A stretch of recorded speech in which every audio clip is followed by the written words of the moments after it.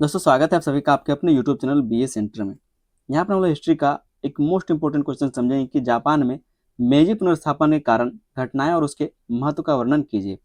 पिछला जो हमारा क्वेश्चन था उसमें हम लोग देखे थे कि जापान का दरवाजा किस प्रकार खोला गया, जापान के जो बंदरगाह थे वो पश्चिमी देशों के लिए किस तरह से खोला गया था उसके बारे में हमने पढ़ लिया था। ठीक है, और उसी कारण जो मेजी पुनर्स्थापन देखने को मिलता है, जो जापान का दरवाजा खुला तो वहाँ के जो लोग थे उनमें असंतोष भर गया और उसी कारण क्या तो मेजी पुनर्स्थापन देखने को मिलता है। पहले आप लोग समझिए कि मेजी का मतलब क्या होता है। ये एक जापानी शब्द होता है, शब्द है जिसका मतलब होता है प्रबुद्ध शासन। ठीक है, प्रबुद्ध शासन इसका मतलब होता है। और प्रबुद्ध शासन का मतलब है जहाँ पर जो शासक है, जो राजा, वो अपने ज्ञान से, अपने तर्क से, मतलब अपने बुद्धि से जहाँ पर शासन करे, अंधविश्वासों पर भरोसा ना करे, ठीक है, गलत कामों को ना करे, उसी को मेजी कहा जाता है, उसी को प्रबुद्ध शासन कहा जाता है।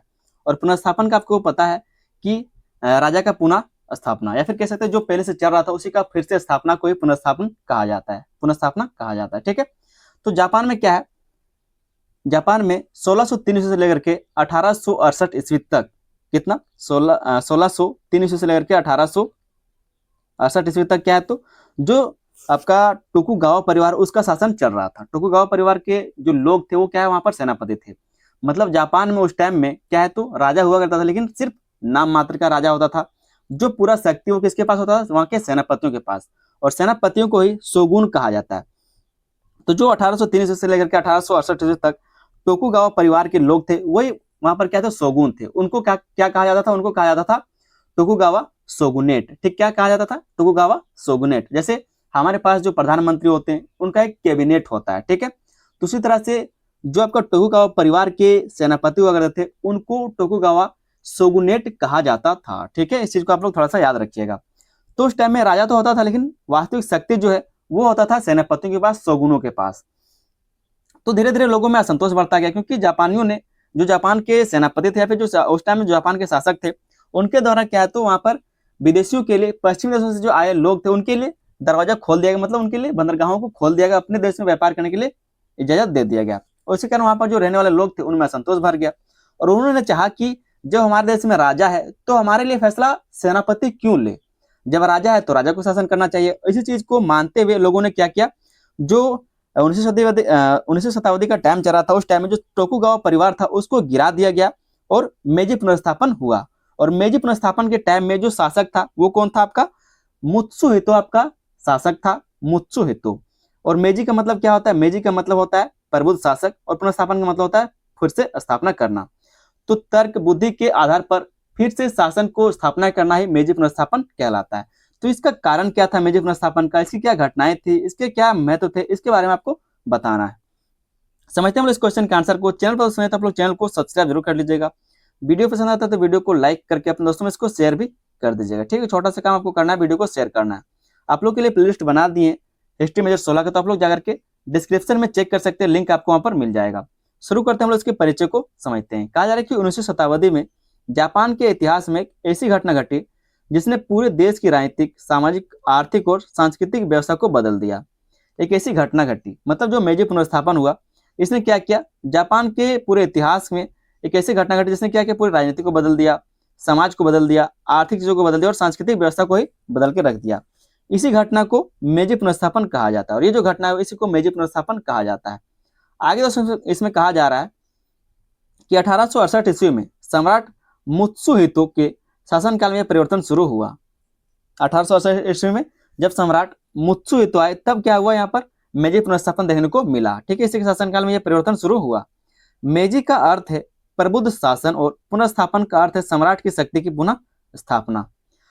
हम आपको शुरू में बताया कि वहां पर राजा तो था लेकिन राजा सिर्फ नाम मात्र का था। जो वास्तविक शक्ति था वो किसके पास हुआ करता था, वो शोगुनों के पास होता था। और उस टाइम में शोगुन कौन था, वो था आपका टोकुगावा परिवार के लोग। ठीक है, टोकुगावा परिवार के लोग उस टाइम में शोगुन थे, सेनापति थे, और उन्हीं के पास क्या तो वास्तविक शक्तियां थी। तो इन्हीं चीज को फिर से स्थापना करने के लिए इसको मेजी पुनर्स्थापना नाम दिया गया है। आगे दोस्तों हम लोग देखते हैं कि मेजी पुनर्स्थापन से पहले जापान में टोकुगावा शोगुनों का शासन था। क्या जो मेजी पुनर्स्थापना हुआ था उससे पहले जापान में क्या था, टोकुगावा शोगुनों का शासन था। शोगुन जापान के वास्तविक शासक थे जबकि सम्राट केवल नाम मात्र के शासक माने जाते थे। ठीक है, जापान लंबे समय तक बाहरी दुनिया से लगभग अलग थलग रहा। कई वर्षों तक क्या है तो जो जापान है वो दुनिया से अलग थलग रहा, मतलब उन जापान में किसी भी विदेशी यात्रियों का, विदेशी लोगों का, विदेशियों का या फिर किसी भी देश का प्रवेश वर्जित था, जब तक जापान खुद उससे व्यापार ना करना चाहो, जब तक जापान जो है खुद से उससे संबंध ना बनाना चाहा, ठीक है, तब तक क्या तो वो अलग थलग ही रहा। लेकिन जब पश्चिमी देशों ने जापान पर दबाव डालना शुरू किया, तब जापान के बुद्धिजीवियों, सामुराइयों, सामुराई का मतलब आपको पता है जो वहां की सेना थे, ठीक है, और राष्ट्रवादियों को महसूस हुआ कि यदि देश को मजबूत और स्वतंत्र बनाए रखना है तो आधुनिक सुधार आवश्यक है। तो वहाँ के जो बुद्धिजीवी लोग थे, जो वहाँ के समुराई लोग थे, जो वहाँ के राष्ट्रवादी लोग थे, उनको लगा कि अगर आधुनिक सुधार चाहते हैं तो आवश्यकता है कि उनको आने के लिए दिया जाए। इसी सोच ने मेजी पुनर्स्थापन को जन्म दिया। यह घटना आधुनिक जापान के निर्माण की आधारशिला मानी जाती है। हालांकि ये सोच अलग था कि हमारा जो देश वो विकसित होगा, विकास करेगा, लेकिन वहाँ के जो रहने वाले लोग थे उनका सोच अलग था, ठीक है। आगे दोस्तों लोग देखते हैं मेजी पुनर्स्थापन के क्या कारण रहे, मेजी का पुनर्स्थापन क्यों हुआ, जबकि वहां पर शासन कौन कर रहा था, वहां पर शासन कर रहा था जो शोगुन लोग थे, ठीक है, जो टोकुगावा परिवार के लोग थे वो शासन कर रहे थे। तो जो मेजी पुनर्स्थापन वो क्यों किया गया, इसका क्या कारण था, तो पहला था टोकुगावा शासन की कमजोरियां। जो टोकुगावा परिवार था, जो इसका शासन था, वो बहुत ही कमजोर हो चुका था। तो ये एक पहला कारण है मेजी पुनर्स्थापन का। कहा जा रहा है कि टोकुगावा शोगुनों का शासन लगभग 250 वर्षों तक चला, 1603 ईस्वी से लेकर के 1868 ईस्वी तक चला था, ठीक है, इसलिए कहा जा रहा है कि 250 वर्षों तक ये चला। प्रारंभ में यह शासन स्थिर और शक्तिशाली था, लेकिन समय के साथ इसकी कमजोरियां सामने आने लगी। पहले क्या है तो ये बहुत ही स्थिर था और शक्तिशाली माना जाता था, क्योंकि जो वास्तविक शक्ति था वो राजा के पास ना होकर के शोगुनों के पास होता था। लेकिन जैसे समय बीतता गया, इनकी कमजोरियां भी सामने आने लगी। जापान की सामाजिक व्यवस्था पूरी तरह सामंती थी। यहाँ का जो सामाजिक व्यवस्था हो कैसा था, पूरी तरह के सामंती था। मतलब राजा के पास शक्ति बहुत ही कम था, बाकी जो सेनापति वगैरह थे, उससे जो छोटे लोग थे, उससे जो छोटे अधिकारी, उस तरह से यहाँ पर समाज चलता था। समाज कई वर्गों में विभाजित था, जैसे कि सम्राट, शोगुन, फिर है दाइम्यो, ठीक है, मतलब जो सामंत हुआ करते, फिर है समुराई, किसान, कारीगर और व्यापारी। इस तरह से जो जापान का समाज है वो विभाजित था, इन सभी वर्गों में बटा हुआ था। पहले सम्राट हुआ था जो सिर्फ नाम मात्र का था, फिर था शोगुन जो सबसे शक्तिशाली होता था, फिर आपका सामंत लोग, ठीक है, फिर आए समुराई, समुराई मतलब जो युद्ध लड़ने वाले लोग हैं, फिर आए किसान, कारीगर और फिर व्यापारी। इस तरह से कई सारे वर्गों में बटा हुआ था। इस व्यवस्था में किसानों और सामान्य जनता पर भारी कर लगाए जाते थे। और इस जो व्यवस्था था इसमें क्या है तो जो किसान थे, जो व्यापारी, उस पर भारी कर लगाया जाता था, जबकि उच्च वर्ग विशेष सुविधाओं का आनंद लेते थे। जो उच्च वर्ग के लोग हैं उनको विशेष सुविधाएं दी जाती थी, वो खुशी खुशी रहते थे, विलासिता में जीते थे। धीरे धीरे किसानों की आर्थिक स्थिति खराब होने लगी, कई क्षेत्रों में अकाल और गरीबी फैल गई। दूसरी ओर व्यापारिक वर्ग आर्थिक रूप से मजबूत हो रहा था। जो व्यापारिक वर्ग था वो क्या है तो धीरे धीरे आर्थिक रूप से मजबूत होता जा रहा था, लेकिन उन्हें राजनीतिक अधिकार प्राप्त नहीं थे। लेकिन उनको क्या है तो राजनीतिक अधिकार प्राप्त नहीं थे, वो सिर्फ व्यापार कर सकते थे। इससे समाज में असंतोष बढ़ने लगा। शोगुन प्रशासन भ्रष्ट और कमजोर हो चुका था तथा वह बदलती परिस्थितियों के अनुसार सुधार करने में सफल रहा। जनता को लगने लगा कि यह शासन अब देश के विकास में बाधा बन गया है। अब लोगों को लगने लगा, जो देश के लोग थे उनको लगने लगा कि ये जो व्यवस्था है ये क्या है तो देश के विकास में बाधा बन रहा है। मतलब जो टोकुगावा परिवार का शासन है वो देश के विकास में बाधा बनने लगा। क्यों? क्योंकि जो निम्न वर्ग के लोग थे, जो सामुराई था या फिर जो किसान लोग थे, उनमें क्या है तो बहुत ज्यादा कर लगाया जाता था, और जो उच्च वर्ग के लोग थे उनमें कर नहीं लगाया जाता था। वो क्या विलासिता से जीते थे। इसमें क्या, जो व्यापारी लोग थे उनको ज्यादा फायदा हो रहा था, जबकि जो किसान है, जो कमजोर वर्ग के लोग, उनको क्या है तो बहुत ही घाटा हो रहा था। इससे क्या हुआ, जो शोगुन परिवार है या फिर जो कैसे जो टोकुगावा परिवार का शासन वो कमजोर होता गया और लोगों को ये पता चलता गया, ठीक है। दूसरा जो कारण था वो था पश्चिमी देशों का दबाव। पश्चिमी देशों का दबाव भी था। 19वीं शताब्दी में यूरोप और अमेरिका के देशों ने एशिया में अपने व्यापारिक और राजनीतिक प्रभाव का विस्तार करना शुरू किया। आपको बताया था कि 1853 में जो अमेरिकी नौसेना का अधिकारी था कोमोडोर मैथ्यू पेरी, वो यहाँ पर आया था, ठीक है, पिछले क्वेश्चन में आपको बता चुके हैं। तो पश्चिमी देशों का दबाव भी था, जिसके कारण क्या है तो मेजी पुनर्स्थापन हुआ है। 19वीं शताब्दी में यूरोप और अमेरिका के देशों ने एशिया में अपने व्यापारिक और राजनीतिक प्रभाव का विस्तार करना शुरू किया। जापान लंबे समय तक विदेशियों से दूर रहा था, लेकिन पश्चिमी शक्तियां जापान के बंदरगाहों को व्यापार के लिए खोलना चाहती थी। हम आपको उसी क्वेश्चन में बताया था कि जो जापान था वो लगभग 200 वर्षों से क्या तो विदेशों से व्यापार नहीं कर रहा था। मतलब जिससे वो चाह रहा, जैसे कि चाइना हो गया, ठीक है, तो चाइना से, डच से वो व्यापार कर रहा था। लेकिन जो ऐसे लोग थे या फिर जो ऐसे देश थे जो उनको डर था, जापान को डर था कि वो हमारे ऊपर कब्जा कर लेगा, हमारी संस्कृति को बिगाड़ देगा, उसके साथ वो दूरी बनाए हुए था।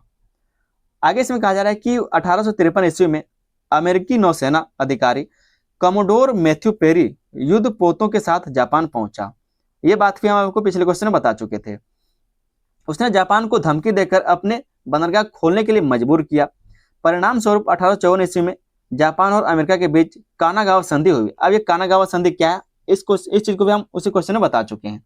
इसके बाद इंग्लैंड, फ्रांस, रूस और अन्य पश्चिमी देशों ने भी जापान से असमान संधियां कर ली। जब अमेरिका आया तो इन्होंने देखा, इंग्लैंड ने देख लिया, ठीक है, ब्रिटेन ने देखा, फ्रांस ने देखा, रूस ने देखा, और जो पश्चिमी देश उन्होंने देखा कि सब जब यहाँ पर व्यापार कर रहा है, चलो हम लोग भी चलते हैं, और जापान के साथ कई सारे असमान संधियां कर ली। मतलब जापान को अब बहुत ही कम लोगों ने आका, जापान को बहुत ही सीमित शक्तियां दिया और खुद बहुत वहां पर जाकर शक्तिशाली बन गया। और ये सारी जो संधियां की गई उसमें जापान का बहुत ही घाटा हो रहा था, और जो यहाँ की विदेशी कंपनियां थी, जो विदेशी लोग थे, उसका फायदा हो रहा था। इसी को असमान संधि कहा जाता है।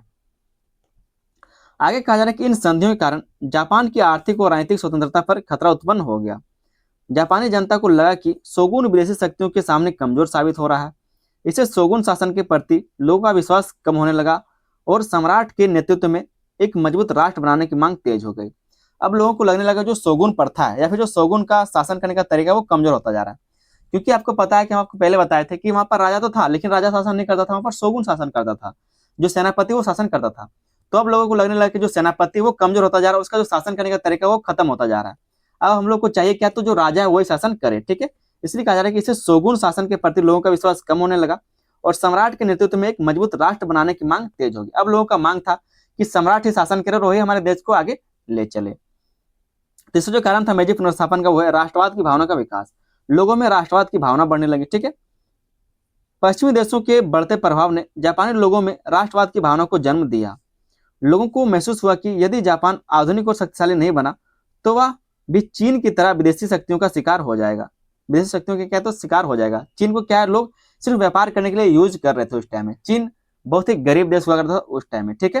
क्या तो बहुत ही गरीब देश हुआ करता था। आज देखते हैं आप चाइना पूरे वर्ल्ड में क्या करता है, कह सकते हैं कि सबके बराबर आ गया है। लेकिन इस टाइम में जब हम लोग बात कर रहे हैं 19वीं शताब्दी का, उस टाइम में चाइना उन देशों के मुकाबले बहुत ही कमजोर था, ठीक है।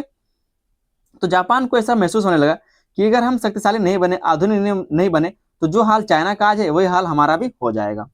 इस समय सम्राट का सम्मान करो और विदेशियों को बाहर निकालो का नारा बहुत लोकप्रिय हुआ। इस टाइम में जो जापान के लोग थे उन्होंने ये नारा दिया कि सम्राट का सम्मान करो। मतलब पहले किसके हाथ में शासन था, वो शोगुनों के हाथ में था। अब लोग चाह रहे थे कि सम्राट का सम्मान है, ठीक है, सम्राट का क्या सम्मान हो, उसका इज्जत हो और उसके बातों को माना जाए, और जो बाहरी है, जो विदेशी, उसको निकाला जाए। जापानी जनता सम्राट को राष्ट्रीय एकता का प्रतीक मानने लगी। बुद्धिजीवी वर्ग और युवा समुराई यह चाहते थे कि देश की वास्तविक सत्ता फिर से सम्राट को सौंप दी जाए ताकि जापान एक मजबूत और आधुनिक राष्ट्र बन सके। इस राष्ट्रवादी भावना ने मेजी पुनर्स्थापन आंदोलन को मजबूत आधार प्रदान किया। तो ये भी क्या कारण रहा। चौथा जो हम लोग कारण देखते हैं मेजी पुनर्स्थापन का वो है सामुराई वर्ग का असंतोष। जो सामुराई वर्ग है उसका असंतोष। सामुराई जापान का सैनिक वर्ग था। सामुराई का मतलब क्या है, तो जो योद्धा वर्ग है, जो लड़ने वाले लोग, उसको बोला जाता है सामुराई। जापानी भाषा ये सामुराई, जिसका मतलब होता है सैनिक। और लंबे समय तक समाज में उनका विशेष सम्मान था, लेकिन टोकुगावा शासन के अंतिम दिनों में उनकी स्थिति कमजोर होने लगी। जो वहां के सामुराई थे, टोकुगावा शासन के समय में अंतिम दिनों में क्या, तो उनकी जो स्थिति है समुराइयों का, वो कमजोर होने लगा था। आर्थिक संकट के कारण कई सामुराई निर्धन हो गए। जो योद्धा थे, जो सैनिक थे, वो बहुत ही निर्धन होने लगे। उन्हें मिलने वाला वेतन पर्याप्त नहीं था और उनकी पारंपरिक भूमिका भी कम होती जा रही थी। और उनका जो पारंपरिक भूमिका था वो भी क्या था, धीरे धीरे कम होता जा रहा था। कई युवा समुराई पश्चिमी देशों की शक्ति और आधुनिक तकनीक से प्रभावित थे। वे चाहते थे कि जापान भी आधुनिक सेना और प्रशासन विकसित करे। इसलिए सामुराई वर्ग का एक बड़ा हिस्सा शोगुन शासन के विरोध में खड़ा हो गया। अब जो शोगुन परिवार था उसके विरोध में कौन खड़ा हो गया, जो सामुराई वर्ग था, ठीक है, जो सेना वर्ग था वो खड़ा हो गया। सत्सुमा और चोसु जैसे राज्यों के सामुराइयों ने मेजी पुनर्स्थापन की महत्वपूर्ण भूमिका निभाई। क्या कहा जा रहा है कि जो सत्सुमा है और जो चोसु है, इस तरह के जो राज्यों में सामुराई लोग थे, उन्होंने क्या किया, मेजी पुनर्स्थापन में महत्वपूर्ण भूमिका निभाई। वास्तव में यही वर्ग इस क्रांति की मुख्य शक्ति बना। जो सामुराई वर्ग था वही क्या, तो इस क्रांति का मुख्य शक्ति बना। अब हम लोग पांचों जो पॉइंट देखते हैं मेजी पुनर्स्थापन का, वो है आर्थिक संकट और सामाजिक असंतोष। टोकुगावा शासन के अंतिम समय में जापान आर्थिक संकट से गुजर रहा था।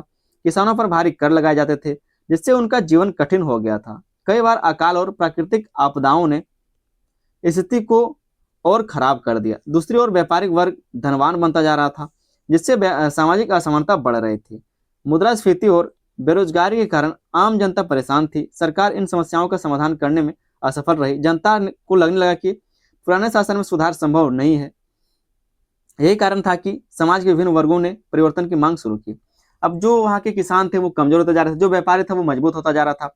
लोगों में क्या असंतोष बढ़ने लगा। लोग चाहते थे कि हम सब कुछ क्या है तो सब बराबर विकास करें, लेकिन लोगों ने ये भी देखा कि अब इस व्यवस्था में रहकर क्या है तो हमारा देश का विकास नहीं हो सकता, हमें क्या चीजों को बदलना पड़ेगा। ठीक है, तो सारे वर्गों ने क्या किया, मेजी पुनर्स्थापन का मांग को आगे बढ़ाया।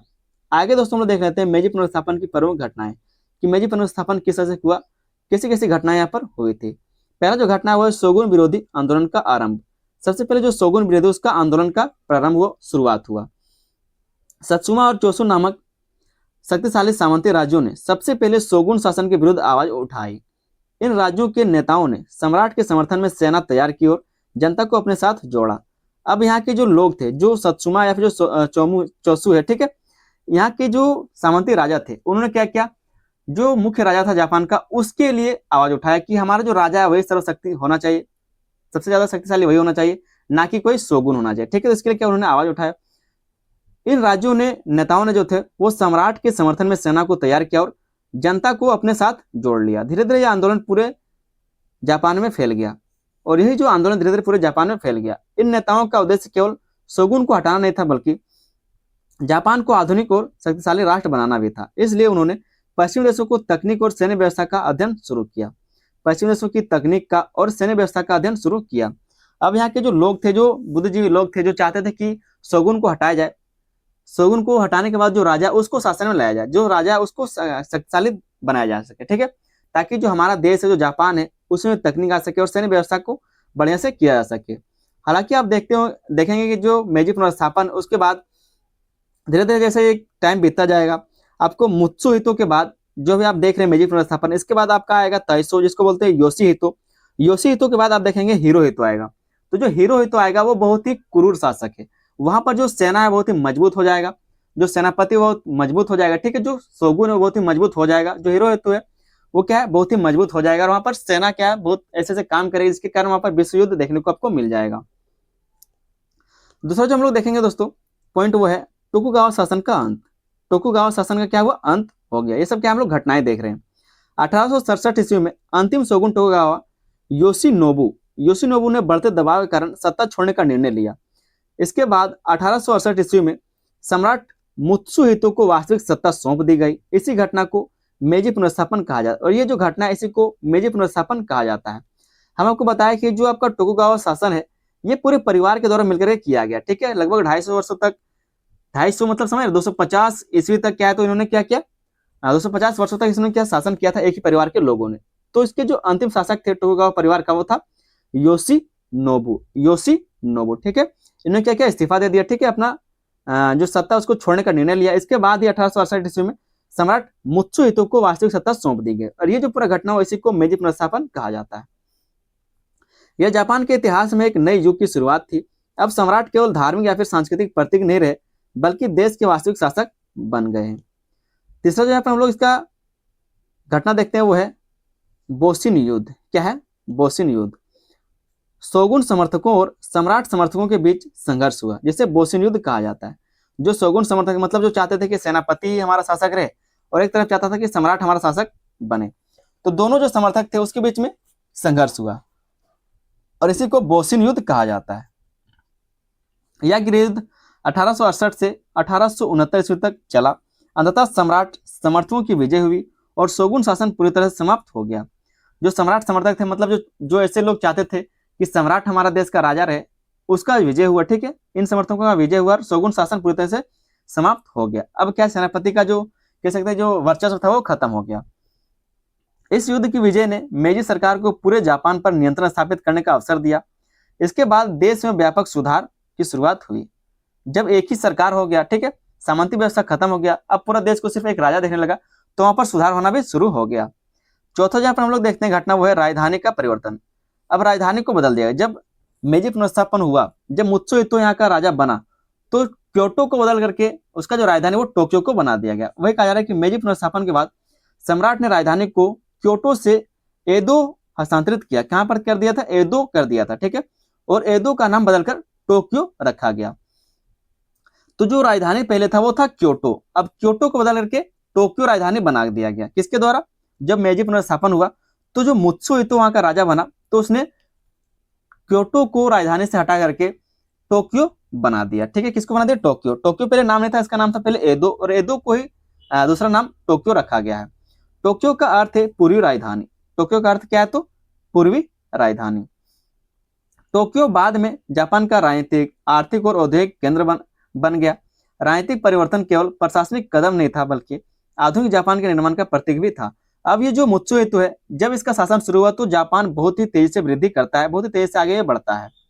पांचों यहाँ पे हम लोग इसका घटना देखते हुए सामंती व्यवस्था का अंत। जो सामंती व्यवस्था था, क्योंकि जब शोगुन का व्यवस्था खत्म हो गया तो सामंती व्यवस्था भी खत्म हो गया। मेजी सरकार ने जापान की पुरानी सामंती व्यवस्था को समाप्त कर दिया। ताइम्यो की जागीरी समाप्त कर दी गई। जो शोगुन था उसके नीचे आप देखते हैं कि जो दूसरा व्यवस्था वो था दाइम्यो का, तो दाइम्यो का जो जागीर था उसका व्यवस्था समाप्त कर दिया गया और प्रशासन को केंद्रीकृत कर दिया गया। अब प्रशासन किसके हाथ में रहेगा? राजा के हाथ में हो गया।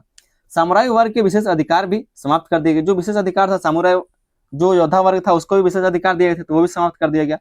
अब पूरे देश में एक समान प्रशासन लागू किया गया। इससे राष्ट्रीय एकता मजबूत हुई और सरकार को आधुनिक सुधार लागू करने में आसानी हुई।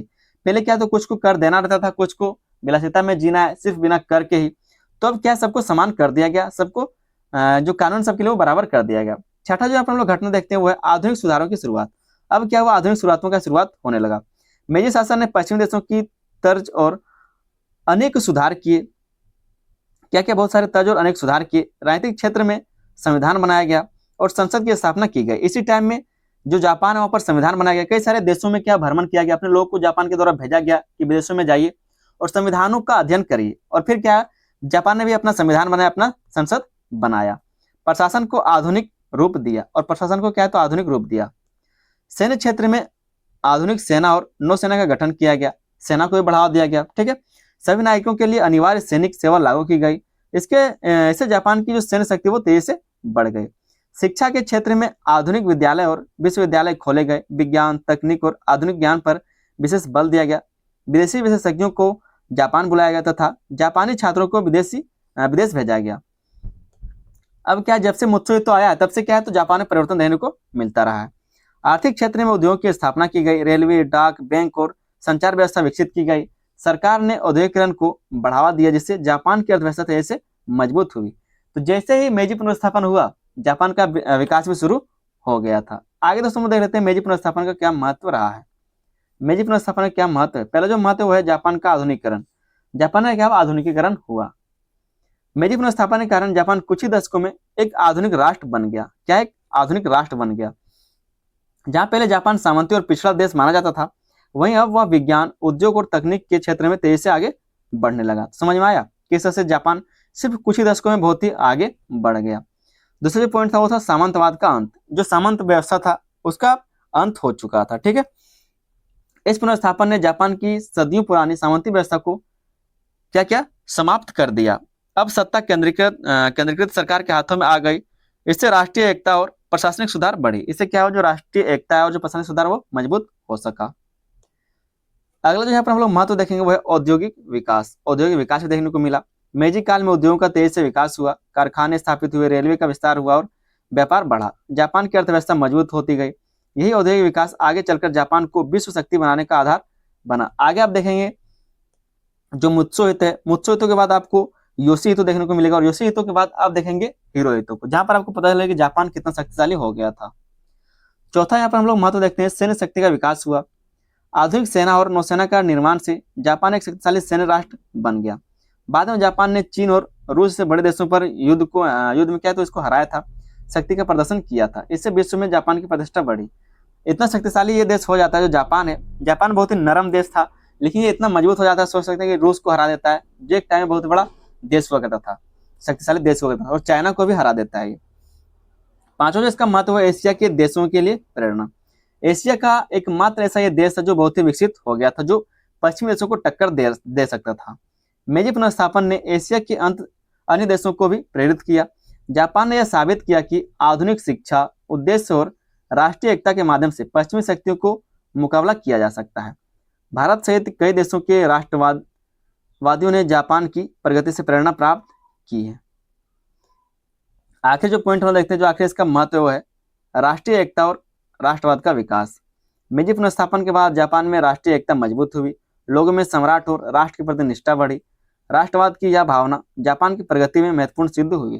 और ये चीज आप देखेंगे जब हिरोहितो का समय आएगा, वहां पर जो राजा उसी को लोग भगवान मानते, उसका कहना मानते हैं। मतलब एक बार उसने कह दिया तो कह दिया, फिर आप कोई भी हो जो कहा वही होगा। तो उम्मीद करते हैं आपको क्वेश्चन आंसर समझ में आ गया होगा। छोटा सा आप लोग निष्कर्ष लिख लीजिएगा कि मेजी पुनर्स्थापन जापान के इतिहास की सबसे महत्वपूर्ण घटनाओं में से एक थी। इसने जापान को राजनीतिक, सामाजिक, आर्थिक और सांस्कृतिक रूप से पूरी तरह बदल दिया। यह केवल सत्ता परिवर्तन नहीं था, बल्कि एक व्यापक राष्ट्रीय जागरण था, जिसने जापान को आधुनिक, औद्योगिक और शक्तिशाली राष्ट्र बना दिया। तो इस तरह से क्या करेंगे आप लोग निष्कर्ष जरूर लिख लीजिएगा। ठीक है, उम्मीद करते हैं आपको क्वेश्चन आंसर समझ में आ गया होगा। चैनल पर दोस्तों तो आप लोग चैनल को सब्सक्राइब भी कर लीजिए। अभी कभी आप लोग चैनल को सब्सक्राइब कर लीजिए, ताकि आने वाला जो आपका सब्जेक्ट और बचा हुआ है उसमें अच्छे से तैयारी कर सके। इसके लिए आप लोग चैनल को सब्सक्राइब कीजिए, वीडियो को लाइक कीजिए, अपने दोस्तों में इसको शेयर भी कर दीजिएगा। फटाफट आप लोग चैनल को सब्सक्राइब कर लीजिए और अपने दोस्तों में इसको शेयर भी कर दीजिएगा। मिलते हैं हम लोग किसी अगले वीडियो में, तब तक के लिए धन्यवाद। जय हिंद।